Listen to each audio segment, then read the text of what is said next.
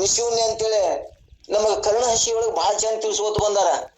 ಅಲ್ಲಿ ನಿಶೂನ್ಯ ಆಗ್ತಾನಪ್ಪ ಅಂದ್ರೆ ಇಲ್ಲಿ ಚಿನ್ಮಯ ಆತ್ಮ ಆಗ್ತಾನ ಅಂತ ಹೇಳುವಂತದ್ದನ್ನ ನಾವು ತಿಳ್ಕೊಬೇಕಾಗಿದೆ. ಇಲ್ಲಿ ಅಂದ್ರೆ ಇಲ್ಲಿ ಗುರುನಾಥ ಏನ್ ಮಾಡ್ತಾನಂದ್ರ ಸತ್ಯಾನುಭವ ಅಂದ್ರೇನು ಮಿಥ್ಯಾನುಭವ ಮಾಡಿ ನಮ್ಗೆ ಏನ್ ಮಾಡ್ತಾನ, ಇಲ್ಲಿ ನನ್ನ ಸ್ವರೂಪ ನಾನು ಆತ್ಮನಿದೀನಿ, ಆತ್ಮನಿ ಇದ್ರು ನನಗೆ ಏನಾಗ್ಯದಪ್ಪ ಅಂದ್ರ ಅಲ್ಲಿ ಮರು ಆದ ಸಂಬಂಧ ಏನಾಗಿದೆ, ಜೀವಾತ್ಮ ತಿಳ್ಕೊಂಡಿ ದೇಹಾದಿ ಅವರುಗಳು ಸತ್ಯ, ನಾನು ಹುಟ್ಟವ ಸಾಯವ, ಈ ಜೀವನೇ ನಾನು ಅಂದಾಗ ಇದಕ್ಕೆ ಜೀವಕ್ಕೆ ಸಂಬಂಧಪಟ್ಟ ವ್ಯವಹಾರಗಳಕ್ಕೆ ಎಲ್ಲದಕ್ಕೂ ಇವ ಪಾಪ ಪುಣ್ಯ ರೋಗ ರುಜಿನ ಏನೇನು ಒಳಪಟ್ಟನ ಎಲ್ಲದಕ್ಕೂ ಇವ ಒಳಪಟ್ಟನ. ರೋಗ ರುಜಿನಗಳು ಮತ್ತೆ ಶರೀರ ವಿಕಾರಗಳು ಮತ್ತಿದು ಆದ್ಗಳೇ ಒಂದ್ ದಿವ್ಸ ದೇಹ ಹೋದಗಳೇ ನಾನೇ ಹೋದ್ನೆ ಅನ್ನುವಂಥದ್ದನ್ನ ದೇಹನೇ ಸಾಯ್ತದ, ದೇಹನೇ ಆತ್ಮ ಅಂತ ತಿಳ್ಕೊಂಡದ.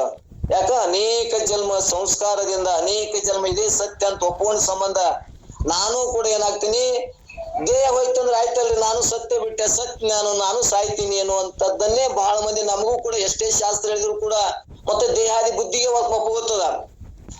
ಯಾವಾಗ ಈ ಸದ್ಗುರುನಾಥ್ ನೋಡಲ್ಪ ಜೀವ ನೀನ್, ಈ ದೇಹ ನೀನಲ್ಲ, ಜೀವಾತ್ಮ ನೀನಲ್ಲ, ನೀನ್ ನೋಡಿ ವಿಚಾರ ಮಾಡು, ನೀನು ವಿಚಾರ ಮಾಡ್ಕೋತ ಹೋಗಿ ಅಂತರದಿಂದ ಒಳಗೆ ನೋಡಿ ಹೋಗಿ ವಿಚಾರ ಮಾಡು. ಅಂತರಾತ್ಮ ಅಂದ್ರ ಮಹೇಶ ಸ್ಥಳದಾಗ ವಿಚಾರ ಮಾಡು. ಆವಾಗ ಮುಂದೆ ನೀ ಮಹೇಶ ಆದಾಗ ಏನಾಗ್ತದ, ನೀನ್ ಗುರ್ತಾಗ್ತದ, ಹೌದಲ್ಲ ನಾನು ಪ್ರಸಾದ ಇದೀನಿ, ನಾನು ಪರಮಾತ್ಮನೇ ನಾನು ಅದೀನಿ ಇಲ್ಲ, ಇದು ಎರಡನ್ನು ವಿಚಾರ ಮಾಡ್ತೀನಿಲ್ಲ. ಮಿಥ್ಯಾ ವಸ್ತುದ ಅನುಭವ ನನ್ ಗುರು ಮಾಡಿಕೊಟ್ಟ, ಸತ್ಯಾದ ಅನುಭವಗಳನ್ನು ನನ್ಗೆ ಮಾಡಿಕೊಟ್ಟ. ಸತ್ಯ ಅನುಭವದೊಳಗ ನೋಡಪ್ಪ ನೀನು ಸತ್ತು ಚಿತ್ತು ಆನಂದ ನಿತ್ಯ ಪರಿಪೂರ್ಣ ಅದೇನೋ ಅಂತನೂ ನನಗೆ ಜ್ಞಾನ ಮಾಡಿಕೊಟ್ಟ. ಇಲ್ಲಿ ನಮ್ಮ ಅನುಭವಕ್ಕೆ ಬಂದದ ಇಷ್ಟನ್ನ. ಯಾಕಂದ್ರೆ ನಾವ್ ಇಷ್ಟೆಲ್ಲರೂ ನಾವು ಕೇಳ್ಕೊಂತ ಬಂದೇವ್ ಅಂತೇಳಿ ನಮ್ಮ ಅನುಭವಕ್ಕೆ ಬರ್ತದ. ಒಮ್ಮೆಲೆ ನಾವು ಇವತ್ತ ಈ ಕಡೆ ಏನೋ ಒಮ್ಮೆಲೆ ಶಾಸ್ತ್ರಕ್ಕೆ ಬಂದಗಳೇ ಅದು ಒಮ್ಮೆಲೆ ಅನುಭವಕ್ಕೆ ಬರ್ತದ ಅನ್ನೋದು ಅನುಭವಕ್ಕೆ ಬರ್ತಲ್ಲ. ನಾವ್ ಯಾಕಂದ್ರೆ ಅನೇಕ ದಿವಸಕ್ಕೆ ಕೇಳ್ಕೋತ ಬಂದೇವಿ. ಈ ಸತ್ಯ ಅನುಭವದು ನಮ್ಗೆ ಅನುಭವಕ್ಕೆ ತಂದು ಕೊಟ್ಟಾರ, ಮಿಥ್ಯ ಅನುಭವಕ್ಕೆ ತಂದು ಕೊಟ್ಟಾರ. ಅನುಭವ ಕೊಟ್ಟಾಗ ಇಲ್ಲಿ ಏನಾಗತ್ತದ, ನಮಗ್ ಏನ್ ತಿಳಿಯಾಕತ್ತದ ಅಂದ್ರ ಈ ಜೀವಾತ್ಮ ಅಂತರಾತ್ಮ ಪರಮಾತ್ಮ ಅಂತೇಳಿ ಇವತ್ತ ನಮ್ಮ ಇದ್ರಾಗ ಹೇಳ್ಕೊತ ಬಂದಾರ. ಎದ್ರಾಗ ಹೇಳೋರದಾರ ಪರಮಾನುಭೂತಿದಾಗ ಹೇಳೋರದಾರ ಒಂದೇ ನುಡಿ ಒಳಗ. ಅದಕ್ಕೆ ನಮಗೊಂದ್ ಸ್ವಲ್ಪ ಇದು ಅನುಭವಕ್ಕೆ ಇರ್ಲಿ ಅಂದ್ರೆ ಸ್ಮರಣದಾಗ ಇರ್ಲಿ ಅಂದ್ರೆ ಯಾವಾಗ ನಮಗೂ ಒಂದ್ ಕೂಡ ನಮ್ ಮನ್ಯಾಗ ಇದ್ದು ಅಂದ್ರೆ ಏನೋ ಒಂದ್ ಕೆಲ್ಸಕ್ಕೆ ಬಂದಾಗ ನಮ್ಗೆ ಬಳಸಾಕ್ ಬರ್ತದ. ಹಂಗ ನಮ್ ಚಿತ್ತಿನೊಳಗೆ ಇರ್ಲಿ ಅವ್ ನಮಗ ಸೃಷ್ಟಿ ತಯಾರಾಯ್ತು ಅನ್ನುವಂಥದ್ದು, ಬ್ರಹ್ಮಲಿಂದ ಸೃಷ್ಟಿ ತಯಾರಾಯ್ತು ಅಂತ ನಮ್ಗೆಲ್ಲರಿಗೂ ಇರ್ತದ. ಇದು ತಯಾರಾಗಬೇಕಾದ್ರೆ ಹೆಂಗಾಯ್ತು ಅನ್ನುವಂಥದ್ದನ್ನ ನಾವು ಕೇಳ್ಕೋತ ಬಂದಿವಿ. ಮತ್ತೆ ಇಲ್ಲಿ ವಿಷಯ ಅಂತರಕ್ಕದ ಇಲ್ಲಿ ಏನ್ ಬೇಕಾಗ್ಯದಪ್ಪ ಅಂದ್ರ ನಮಗೇನ ಇಲ್ಲಿ ಅವಶ್ಯ ಬೇಕಾಗ್ಯಂದ್ರ ಈ ಜೀವಾತ್ಮ ಇಂಥ ಸತ್ಸಂಗದಿಂದ ಗುರುನಾಥನಿಂದ ಏನ್ ಮಾಡ್ತಾನ, ಅವನ್ನ ಭಕ್ತನ ಮಾಡ್ತಾನ. ಈ ಸ್ಥೂಲ ಶರೀರ ಜ್ಞಾನ ಮಾಡಿ ಕೊಡ್ತಾನ, ಅವಾಗ ಭಕ್ತ ಆಗ್ತಾನ. ಈ ಸ್ಥೂಲ ಶರೀರ ನಾನ್ ಅಂದಿರ್ತೇವೆ ನಾವೆಲ್ಲರೂ. ಎಲ್ಲಿ ತನ ನಮಗ ಸ್ಥೂಲ ಶರೀರನೇ ಸತ್ಯ ಅಂತ ಒಪ್ಕೊಂಡಿರ್ತಾರಲ್ಲ ಅಲ್ಲಿ ತನ ನಾವ್ ಏನಪ್ಪಾ ಅಂದ್ರೆ ಭಕ್ತ ಸ್ಥಳದಾಗ ಇದೇವೆ. ಸ್ವಲ್ಪ ಸ್ಥೂಲ ಶರೀರನ ಬಿಟ್ಟು ಸೂಕ್ಷ್ಮ ಹೋದಾಗ ಜೀವ ಅಂದ್ರೆ ಏನು, ಈ ಪಂಚ ಮಹಾಭೂತಗಳ ಕಾರ್ಯ ಅಂದ್ರೆ ಏನು, ನಾನಂದ್ರೆ ಯಾರು ಒಂದ್ ಸ್ವಲ್ಪ ಇಲ್ಲಿ ವಿಚಾರಕ್ಕೆ ಬಿದ್ದಿರ್ತಾವ ನೋಡು. ಅವಾಗ ವಿಚಾರ ಬಿದ್ದಾಗ ಏನಕ್ಕ ನೀವ ಅಂತರಾತ್ಮಕ್ ಹೋಗ್ತಾನ, ಮಯಸ್ಥ ಸ್ಥಳ ಗುರ್ತಕ್ಕದ, ಅವಾಗ ಸೂಕ್ಷ್ಮ ಶರೀರದ ಜ್ಞಾನ ಆಗ್ತದ. ಮುಂದ ಪರಮಾತ್ಮ ಅಂದ್ರ ಪ್ರಸಾದಿ ಅಂದ್ರೆ ಇಲ್ಲಿ ಪರಮಾತ್ಮ ಅಂದ್ರೆ ಏನು, ಕಾರಣ ಶರೀರ ನಮ್ಗೆ ಮೂರು ತನುಗಳಿಗೆ ಗುರ್ತಾದಾಗ ಸ್ಥೂಲ ಸೂಕ್ಷ್ಮ ಕಾರಣ ಮತ್ತ ನಿರ್ಮಲ ಆದಾಗ ಪ್ರಾಣಲಿಂಗಿ ಆದಾಗ ಏನಾಕನಿಲ್ಲವ ನಿರ್ಮಲ ಆತ್ಮ ಅಕ್ಕನ ಅನ್ನುವಂಥದ್ದನ್ನ ನಾವು ತಿಳ್ಕೊಂಡು ಹೊಂಟೀವಿ. ಮುಂದ ಅದೇ ಪ್ರಾಣಲಿಂಗಿ ಏನಾಕನ ಮುಂದೆ ಶರಣ ಹಾಕನ, ಶರಣ ಅನ್ನಪ್ಪನು ಶುದ್ಧ ಆತ್ಮ ಹಾಕನ. ಅವಾಗ ಅವಾಗ ಏನಾಕದ ಆನಂದ ಇರ್ತಾನ. ಅಂದ್ರ ಅವಾಗ ಸ್ಥೂಲ ಸೂಕ್ಷ್ಮ ಕಾರಣ ನಿರ್ಮಲ ಆನಂದ ಅಲ್ಲಿ ಅನುಭವಿಸ್ತಾನ. ಮತ್ತ ಆನಂದವಾಗಿ ಇರ್ತಾನ. ಯಾಕ ಅಲ್ಲಿ ಅವಾಗ ಏನ್ ಎದ ಜ್ಞಾನ ಆಗ್ಯದ, ಶರಣ ಆಗ್ಯಾನ. ಶರಣ ಆಗ್ಬೇಕಾದ್ರೆ ಭಕ್ತನಾಗ್ಯಾನ. ಮಹೇಶ ಪ್ರಸಾದಿ ಪ್ರಾಣಿ ತಿಳ್ಕೊಂಡ್ ಬಂದಾನ. ಮೊದಲು ಜೀವಾತ್ಮ ಅಂದ್ರೆ ಏನು ಅಂತ ತಿಳ್ಕೊಂಡ. ಜೀವಾತ್ಮ ಅಂದಾಗ ಅಂತರಾತ್ಮ ಅಂದ್ರೆ ಯಾರು, ಅಂತರಾತ್ಮ ಅಂದ್ರೇನು, ಮುಂದೆ ಪರಮಾತ್ಮ ಅಂದ್ರೆ ಯಾರು. ನಮಗ ಅಂತರಾತ್ಮ ಅಂದ್ರೆ ನಮ್ ಜ್ಞಾನದಾಗ ಇದು ಸುಳ್ಳು ಅದು ಸುಳ್ಳು ಅಂತ ನಾವ್ ಹೇಳ್ತೇವೆ.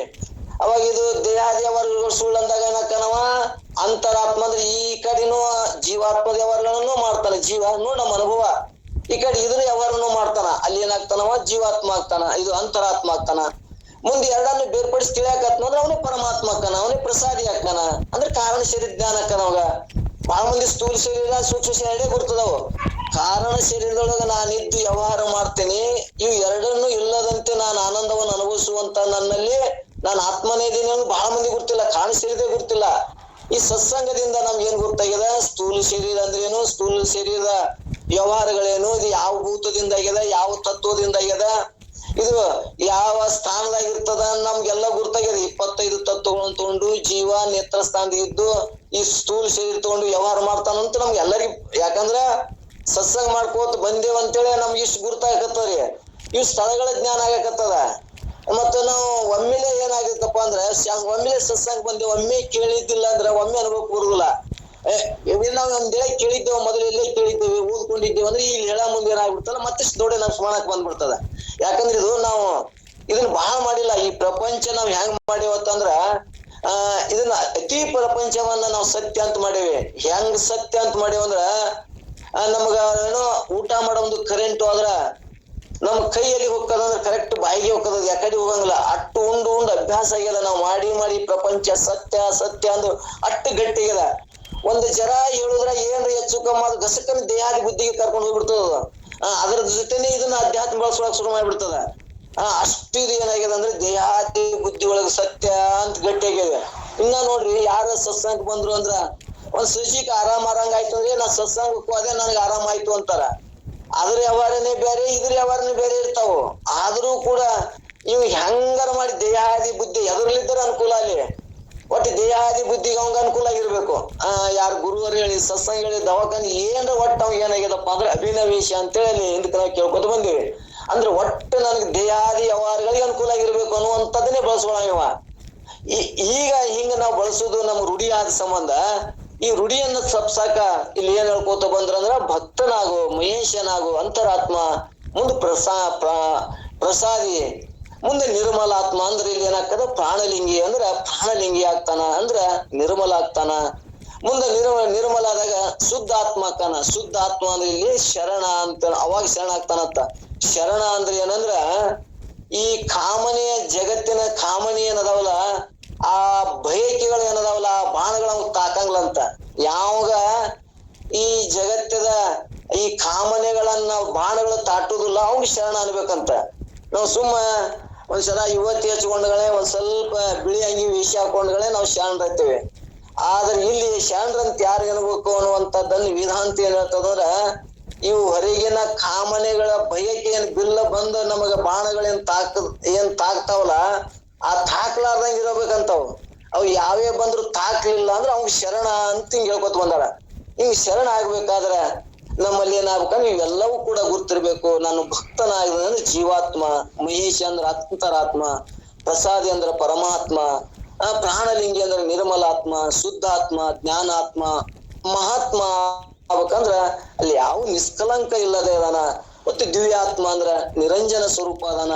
ಚಿನ್ಮಯಾತ್ಮ ಅಂದ್ರೆ ನಿಶೂನ್ಯ ಅಂದ್ರೆ ಎಲ್ಲವೂ ಶೂನ್ಯ ಅಲ್ಲಮ್ಮ ಪ್ರಭು. ಹೆಂಗ್ ಶೂನ್ಯ ಮತ್ ಮಾಡ್ಕೊತ ಬಂದ್ರು. ದಿವ್ಯಾತ್ಮ ಅಂದ್ರ ನಮ್ಮ ಮಹಾತ್ಮ ಗಾಂಧಿ ಅನೇಕ ಮಂದಿ ಅವ್ರು ಏನಾದ್ರಪ್ಪ ಅಂದ್ರ ದಿವ್ಯಾತ್ಮ ಆದ್ರು ಅನ್ನುವಂಥದ್ದನ್ನ ತಿಳ್ಕೊತೀವಿ. ಮತ್ತಿನ್ನು ಮಹಾತ್ಮ ನಾವು ಕೇಳ್ಕೊಂಡು ಬಂದೇವಿ. ಮಹಾತ್ಮರು ಯಾರು ಏನ್ಬೇಕು, ವಿದೂರ, ಬುದ್ಧ, ಇವತ್ತು ಎಷ್ಟೋ ಮಂದಿ ಮಹಾತ್ಮ ಅನ್ಕೋತ ಬಂದಿ. ಅದೇ ಜೀವಾತ್ಮನೇ, ಅದೇ ಜೀವನ್ ತಿಳ್ಕೊಂಡವ್ರು ಮುಂದೆ ಅದನ್ನ ವಿಚಾರ ಮಾಡ್ಕೋತ ಅವ್ರ ಸಾಧನೆ ಮುಖಾಂತರ ಏನಾದ್ರು ಅವ್ರು ಮಹಾತ್ಮರಾದ್ರು.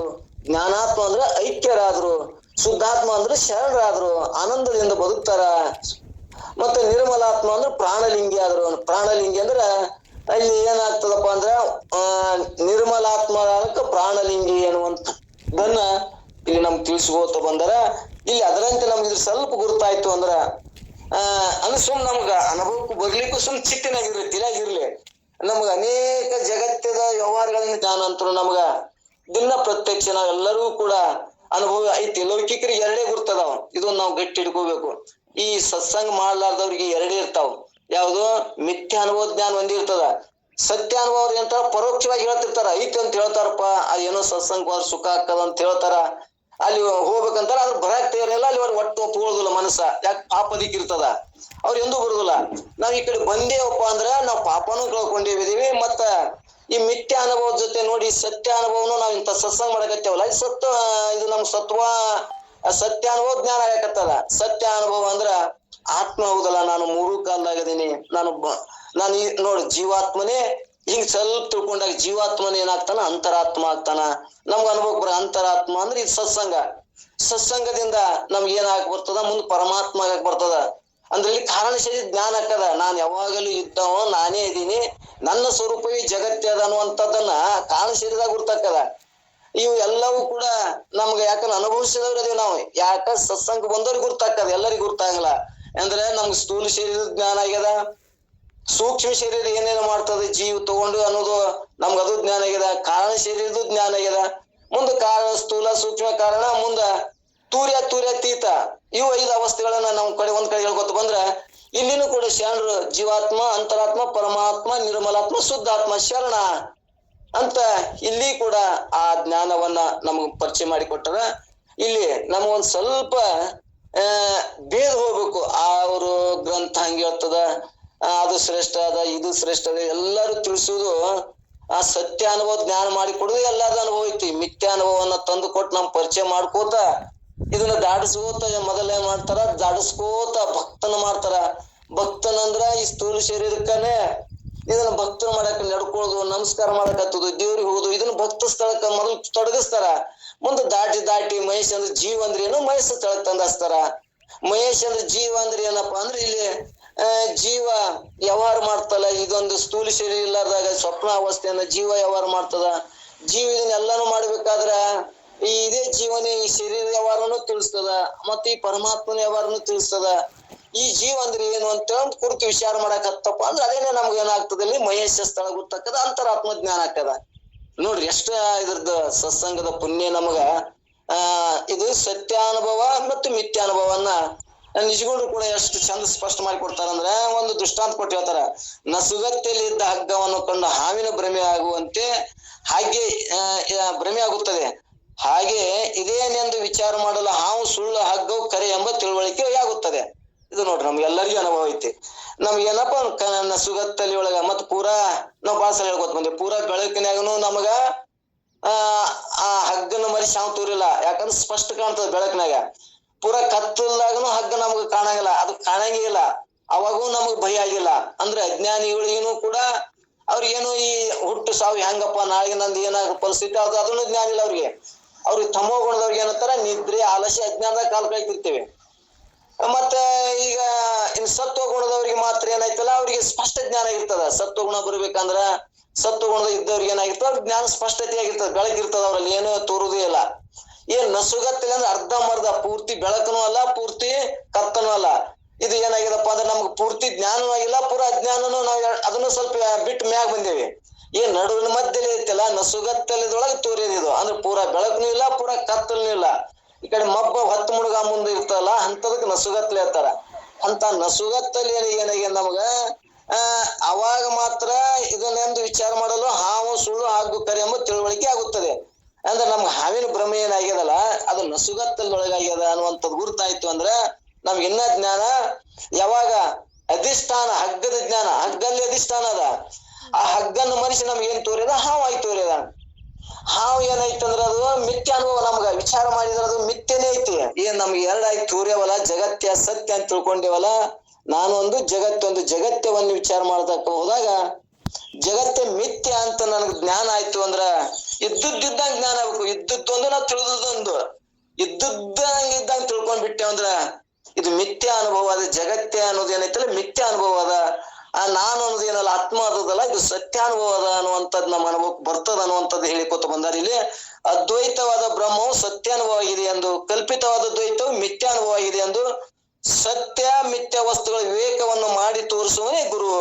ಅಂದ್ರೆ ನಮ್ಗ ಗುರು ಏನ್ ಮಾಡಿದಪ್ಪ ಅಂದ್ರೆ ವಿವೇಕನ ಹುಟ್ಟಿಸ್ತಾನ. ಅವ ಎಲ್ಲಿ ಹೊರಗಿಂದ ಕೊಡುದಿಲ್ಲ, ಅವ ಹೊರಗಿಂದ ಜ್ಞಾನನು ಕೊಡಂಗಿಲ್ಲ, ಹೊರಗಿಂದ ಪಾಪ ಪುಣ್ಯನು ಕೊಡಂಗಿಲ್ಲ. ನಮ್ಮಲ್ಲಿ ಏನ್ ಮಾಡ್ತಾನ ಅಂದ್ರೆ ವಿವೇಕವನ್ನ ವಿಚಾರ ಮಾಡುವಂತ ಶಕ್ತಿ ಕೊಡ್ ವಿಚಾರ ಕೊಡ್ತಾನ. ನೋಡಪ್ಪ ನೀನು ಇಷ್ಟೆಲ್ಲಾ ಸತ್ಯ ಅಂತೆಲ್ಲ, ಎಲ್ಲಾ ಹೆಂಡ್ರು ಮಕ್ಕಳು ನೀ ಎಷ್ಟು ಸತ್ಯ ಅಂತೆಲ್ಲ, ನೋಡಮ್ಮ ವಿಚಾರ ಮಾಡಮ್ಮ. ಗುರುಗಳು ಅವನ್ ವಿಚಾರ ಮಾಡಕ್ ಹಚ್ತಾರ. ನೋಡು ನೀ ಹೆಂಡ್ತಿನೇ ಸತ್ಯ, ಮಕ್ಕಳ ಸತ್ಯ, ಎಲ್ಲಾ ಎಷ್ಟು ಸತ್ಯ ಅಂತ ಒಪ್ಕೊಂಡಿಲ್ಲ, ಒಂದ್ ನೋಡು ವಿಚಾರ ಮಾಡ್ರಿ. ನೀ ಏನೋ ನಮಗ್ ಕೊಡ್ಬೇಡ ಬಿಡ್ಬೇಡ, ಸ್ವಲ್ಪ ನಾವೊಂದು ಮಾತು ಹೇಳ್ತೀನಿ ವಿಚಾರ ಮಾಡು ಅಂತೇಳಿ ನಮ್ಗ ಕತಿ ಹೇಳ್ಕೊತ ದೃಷ್ಟಾಂತ ಹೇಳ್ಕೊತ ಬಂದ್ರೆ ಸುಮ್ಮನೆ ಒಂದ್ ಸಂದರ್ಭ ಹೇಳಮ್ಮ. ಒಮ್ಮೆ ಇವ ಎಷ್ಟ ಈ ದೇಹಾದಿ ವ್ಯವಹಾರಗಳಿಗೆ ಏನು ಮೆಚ್ಕೊಂಡಂತ ಹೆಂಡ್ರು ಮಕ್ಕಳು ಎಷ್ಟು ಸತ್ಯ ಅಂತ ತಿಳ್ಕೊಂಡಿರ್ತಾನ. ಒಮ್ಮೆ ನೋಡಪ್ಪ ಇದನ್ನ ವಿಚಾರ ಮಾಡು ಅಂತೇಳಿ ಗುರುಗಳು ನಮ್ಗೆ ವಿವೇಕ ಮಾಡಿಸಿ ಒಮ್ಮೆ ಪರೀಕ್ಷೆ ಕೊಡ್ತಾರ. ನಮ್ಗ ಪರೀಕ್ಷೆ ಕೊಟ್ಟಾಗ ನಾನೊಂದು ಇಂಥದೊಂದು ಪುಡಿ ಕೊಡ್ತೀನಿ, ಈ ಪುಡಿಯನ್ನು ತಗೊಂಡು ನೀನು ಹೋಗು, ಆ ಪುಡಿ ತಗೊಂಡು ಏನ್ ಮಾಡು, ನೀನು ಮನಿಗೆ ಹೋಗಿ ನನಗೆ ಯಾಕೋ ಹೊಟ್ಟಿ ಕಡಿತದ ಅಂತೇಳಿ ಬಹಳ ಹೊಳ್ಳ್ಯಾಡ್ಕೋತ ಅಳ್ಕೋತ ಇವ್ರು. ಅವಾಗ ನಾನು ಒಂದು 2-3 ತಾಸಿನಾಗ ನಾ ಬರ್ತೀನಿ, ನೋಡಮ್ಮ ನೀನ್ ಪರೀಕ್ಷೆ ಮಾಡಮ್ಮ, ನೀನ್ ಎಷ್ಟ್ ಸತ್ಯ ಅಂತ ತಿಳ್ಕೊಂಡು ಎಲ್ಲಾರು ಒಂದ್ ಸ್ವಲ್ಪ ವಿಚಾರ ಮಾಡಮ್ಮ ಅಂತ ತಿಳ್ಕೊಂಡು ಆ ಸದ್ಗುರುನಾಥ ಏನ್ ಮಾಡಿದಂತ ಅವ್ನ ಮನಿ ಕೊಟ್ಟು ಕಳ್ಸಿದಂತ. ಅವ್ ಹೇಳ್ದಂಗ ಇವ ಬಂದು ನನಗ್ ಬಹಳ ಹೊಟ್ಟಿ ಕಡಿತದ, ನಾ ಸಾಯ್ತೀನಿ ಹೆಂಗ್ ಮಾಡ್ಲಿ ಅಂತೇಳಿ ಬಹಳ ಬಡ್ಕೊಂಡಾಗ ಎಲ್ಲಾರು ಬರೀ ಹ್ಯಾಂಗ್ ಮಾಡಕ್ಕೋ ಚೋಚೋ ಬರೀ ಎಲ್ಲಾರು ವಿಚಾರ ಮಾಡೋರು ಒಳವ್ರು. ನಾನು ಪ್ರಾಣ ಹೋಗ್ಲಕ್ಕ, ನಾ ಕೊಟ್ಟು ಉಳಿಸ್ತೀನಿ ಮಗನ, ಅಲ್ಲಿ ದವಾಖಾನಿಗೆ ಬೇಕಾದಷ್ಟು ಹೋಲ ಹೋಗ್ಲಕ್ಕ, ಮಗನ್ ಉಳಿಸುಮಂತ ಎಲ್ಲಾ ತರ ಮಾತಾಡಿ ಜೋರ್ಲೆ ಬಾಯಿ ಮಾಡಕತ್ತಿದ್ರು.